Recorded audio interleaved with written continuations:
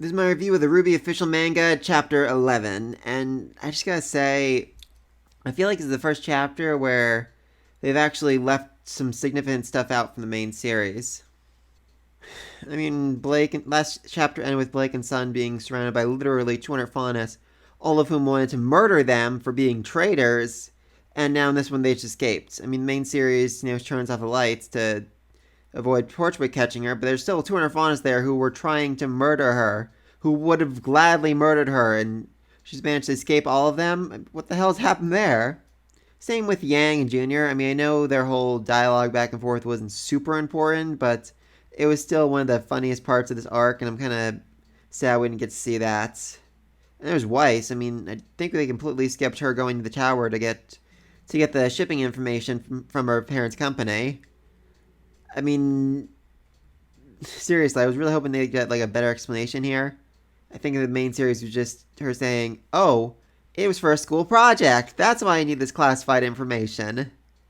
No, that's not how logic works, Weiss. I actually don't even think they end up using that shipping information like ever. But moving on. So this one opens up with Blake and Sun being chased by the White Paladin Death Robot. And yeah, I love Sun. He makes a really good point here. Shouldn't the bad guy be trying to draw less attention to himself? I mean, Torchwick is literally driving this giant killer death machine through downtown. I mean, this is a large populated city with a hunter's academy. There's got to be other huntsmen and huntresses around that can take him out. I mean, yeah, for students it's a big deal, but Dr. Ooblack, Crow, Glinda, they could all take out this thing no problem whatsoever. So that was just weird. Anyway, Sun decides he's going to be a distraction so Blake can get away and get back up to help them take him out. And I just love this moment between the two of them.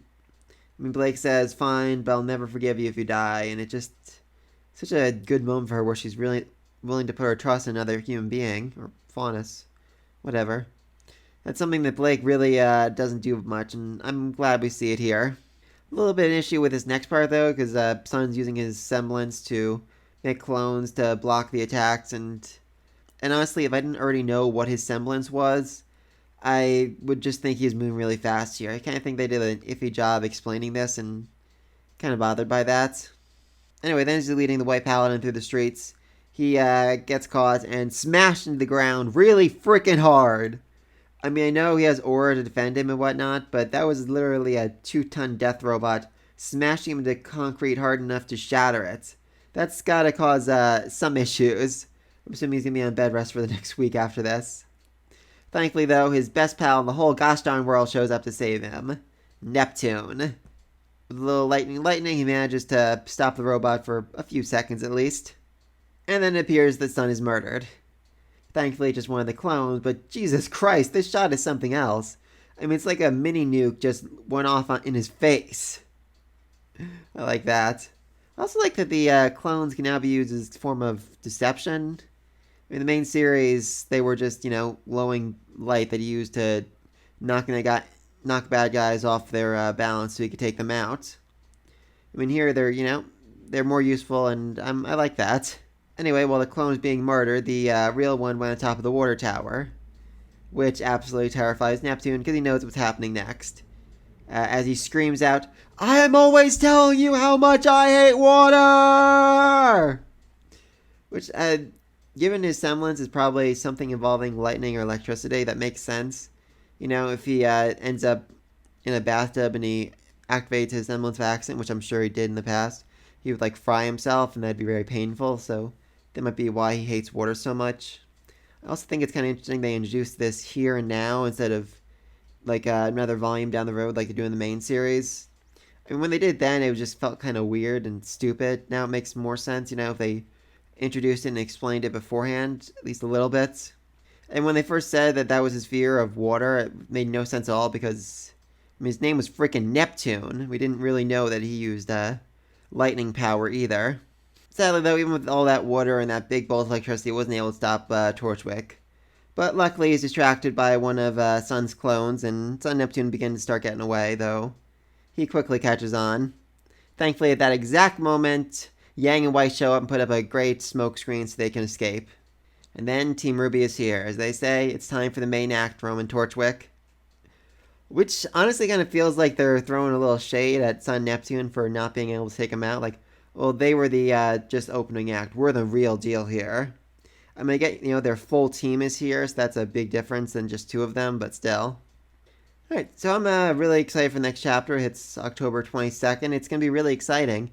I mean, the fight against Torchwick with all of them here is what I think could be considered the first real fight of the series. The first time they fought as a team. I mean, yeah, you could argue they used the teamwork to take out the Nevermore, especially in the manga. But that's where they really got to know each other before they formed a, bond, before they got the combo moves down. Oh, God, those combo moves are going to be fun to say. Can't wait for that. And I'm just so freaking grateful they actually gave Sun and Neptune something to do in this chapter.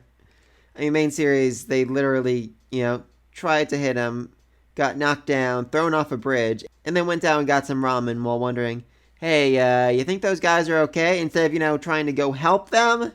I mean, here it makes sense. They're both pretty injured. They're exhausted. They used up most of their aura. So, yeah, they're not fighting anymore. So it makes more sense. All in all, that's a pretty good chapter. I had an issue with some of the artwork, like especially with Sun Uses Semblance. A few other times, it took me a read or two to actually figure out what was going on in that panel. Like, oh, that's what happened. And it doesn't help that all of Sun's clones look exactly like him. I'm sure, like, wait, was that a clone or was that really him? I'm not sure anymore. Also, just kind of find it a little weird how similar Blake and Sun's semblances are, though at the same time they express their difference pretty well. I mean, Blake is all about, running away, so her semblance activates when she's hit so she can, dodge while the clone takes the hits. Though even she complains about this, saying that's all she has good for, running away, even her semblance. Well, Sun uses it more for attacking head on and some deception. I don't know, I just find that interesting. Alright, so like I said, next chapter, Team Rwby against Torchwick. Big battle, super excited for that, and probably Neo's going to show up. That's going to be cool.